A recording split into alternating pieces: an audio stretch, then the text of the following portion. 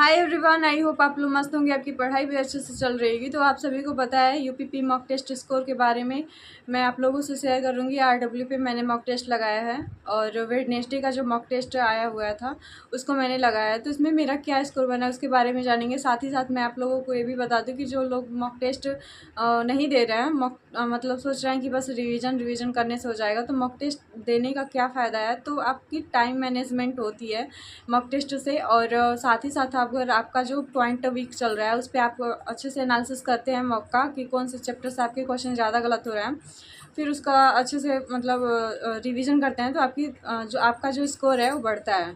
तो mock test ज़रूर लगाइए। वीक में एक बार भी लगा सकते हैं, 2 बार मोस्टली, मतलब आरडब्ल्यू पे फ्री में मिल रहा है तो 2 बार कर सकते हैं, मॉक टेस्ट लगा सकते हैं और उसका अच्छे से एनालिसिस कीजिए। और जो वीक पॉइंट है उस पर काम करना ज़्यादा ज़रूरी है।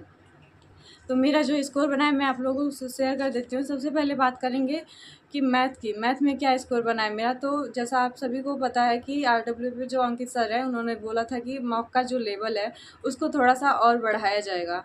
और जैसे स्कोर हम लोग का अच्छा बन रहा था वैसे ही मॉक का मतलब लेवल ही बढ़ा दिया गया है। तो मेरे मैथ में 22 से 23 क्वेश्चन सही होते हैं। मिनी मॉक में आसान क्वेश्चन होते हैं, तो 22 से 23 क्वेश्चन ईजिली सॉल्व हो जाते हैं और टाइम भी कम नहीं पड़ता है। जैसे फुल मॉक में क्या होता है कि टाइम तो रहता ही है लेकिन क्वेश्चन जल्दी सॉल्व नहीं होते, कैलकुलेटिव ज़्यादा क्वेश्चन दिए जा रहे हैं और लेवल भी थोड़ा बढ़ाया गया है क्वेश्चंस का, तो टाइम भी ज़्यादा लग रहा है, क्वेश्चन भी कम सॉल्व हो पा रहे हैं। तो इसमें मेरे 17 क्वेश्चन सही हैं, 8 क्वेश्चन गलत हैं और 34 स्कोर मिला है मुझे, और लगभग मुझे 35 से 40 मिनट का टाइमिंग लग रहा है। मिनी मॉक में तो 30 मिनट में ही हो जाते हैं क्वेश्चंस, लेकिन इसमें ज़्यादा ही टाइम लग जाता है।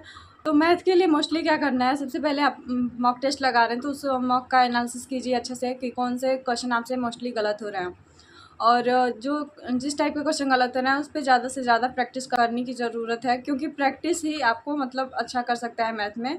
और सेम चीज़ आपको रीजनिंग में भी करना है। मिनी मॉक लगा रहे हैं तो चैप्टर चेक करिए कौन से चैप्टर से आपके क्वेश्चन गलत हो रहे हैं। कुछ ऐसे क्वेश्चन होते हैं जो सिली मिस्टेक की वजह से गलत हो जाते हैं, जो क्वेश्चन हमसे बन तो जाता है बट मतलब जो चैप्टर आपको आता है भी है फिर भी गलत हो जा रहा है। तो उसको एनालिसिस करना है कि आपको चैप्टर नहीं आ रहा था तब गलत हुआ है या फिर आते हुए भी गलत हो गया है। कुछ क्वेश्चन ऐसे होते हैं कि जिनका क्वेश्चन पढ़ने के मतलब जल्दबाजी में पढ़ के कुछ और समझ लेते हैं तो आंसर गलत ला देते हैं, इस तरीके से होता है। तो अच्छे से एनालिसिस करना है मॉक का, और मैथ और रीजनिंग के लिए आपको ज़्यादा से ज़्यादा प्रैक्टिस करना है। जिस चैप्टर में ज़्यादा गलतियाँ हो रही हैं उसको एक बार फिर से पढ़ लीजिए और उसके बाद से आपको क्या करना है, मिक्स प्रैक्टिस सेट लगाना है। मैथ और रीजनिंग के लिए आप लोग ऐसा कर सकते हैं। उसके बाद से रीजनिंग की बात करें तो रीजनिंग में मेरे 39 क्वेश्चन सही हैं, 11 क्वेश्चन गलत हुए हैं और 74 नंबर मिला है मुझे। लगभग 43 मिनट इसमें टाइम भी लग गया। तो रीजनिंग के क्वेश्चन मेरे मोस्टली गलत हुए हैं, इसमें फिगर के क्वेश्चन ज़्यादा थे। फिर कथन और निष्कर्ष के जो क्वेश्चन होते हैं, कथन निष्कर्ष के जो चैप्टर है उसमें से मेरा ज़्यादा गलत होता है, तो मैं उसको कर रही हूँ सही। और मेरा फिगर काउंटिंग भी गलत होता था तो मैंने उसको आज कंप्लीट किया है। और एक बार फिर से जो राहुल सर है आरडब्ल्यू के उनसे मैंने कंप्लीट कर लिया। तो फिर इसके बाद से बात करें हिंदी की, तो हिंदी में मेरे सिर्फ और सिर्फ 24 क्वेश्चन सही हुए हैं और टोटली 13 क्वेश्चन गलत हो गए हैं। 48 नंबर मिला है, 11 मिनट का टाइम मैंने दिया था इसमें।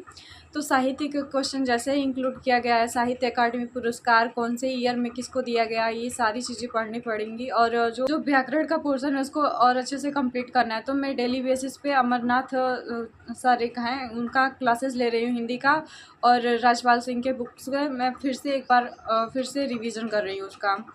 तो आप लोगों को पता ही होगा कि मैं डेली बेसिस पे अपना टारगेट शेयर करती हूँ, उसको कंप्लीट भी करती हूँ मैं, और उतना ही टारगेट बनाते हैं जितना कंप्लीट हो सके। और आप लोग भी ऐसा ही कर सकते हैं। 20 से 22 दिन का टाइमिंग है तो उसको अच्छे से न्यूट्रलाइज़ करिए।